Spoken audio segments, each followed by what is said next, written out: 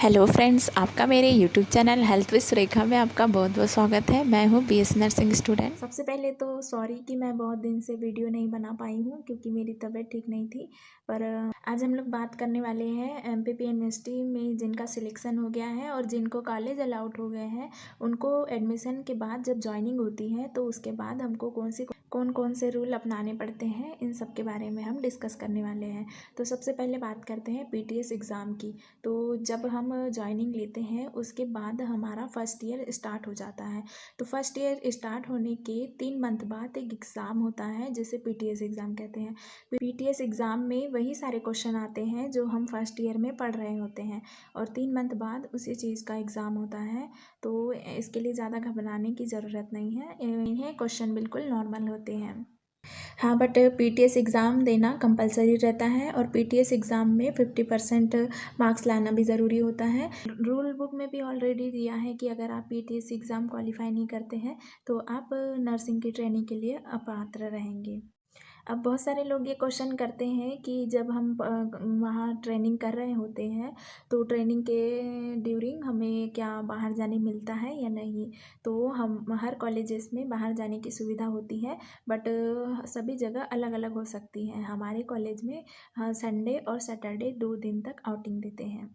Outing जाने से पहले रजिस्टर होता है, तो रजिस्टर में एंट्री, नाम और कहाँ आप जा रहे हैं वो जगह मेंशन करनी होती है। और अब हम बात करेंगे स्कॉलरशिप की। तो स्कॉलरशिप के रूप में हमको स्टाइफंड मिलता है जो हर मंथ 3500 रुपये होता है।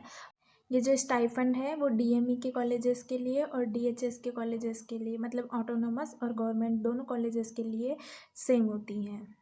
अब सबसे ज़रूरी बात कि जब हमको कोई ज़रूरी काम है या फिर जब हमारी तबीयत ख़राब है तो हमें लीव मिलेगी या नहीं।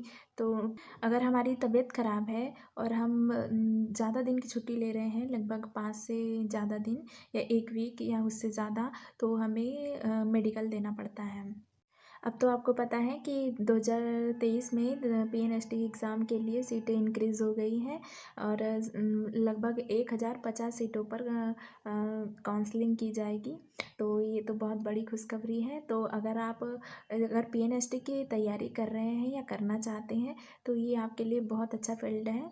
थोड़ी सी मेहनत करके आप बहुत अच्छी जगह पहुंच सकते हैं। अब बात करेंगे हॉस्पिटल ड्यूटी, मतलब कि क्लिनिकल ड्यूटी। और ये क्लिनिकल ड्यूटी ज्वाइनिंग के 3 मंथ बाद पीटीसी एग्ज़ाम के बाद होती है। जो सारी चीज़ें हम थ्योरी में पढ़ते हैं वही सारी चीज़ें हम प्रैक्टिकल करते हैं हॉस्पिटल में। और उससे पहले हम यहाँ प्रैक्टिकल लैब होता है जहाँ आप प्रैक्टिस कर सकते हैं। अब हम बात करेंगे मेस का कितना चार्ज होता है।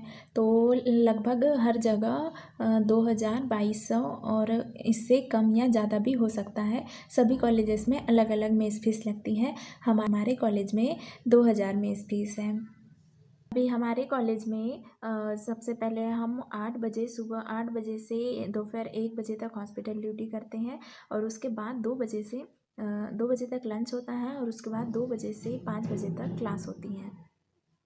अभी किसी का कमेंट आया था कि क्या हॉस्टल में रहना ज़रूरी होता है। तो हाँ, हॉस्टल में रहना कंपलसरी होता है डीएचएस में। और डीएमई की बात करें तो लास्ट ईयर सीट इंक्रीज़ होने की वजह से लड़कियां रूम लेकर भी रही थी, और क्योंकि हॉस्टल में उतनी सुविधाएं नहीं हो पा रही थी। जिसमें तो ये कंपलसरी है कि हॉस्टल में रहना है। पर डीएमई में अब इस बार शायद चेंजेस आ गया हो, पर लास्ट ईयर लड़कियां रूम से ही रही थी। मिलते हैं अगली वीडियो में, तब तक के लिए थैंक यू।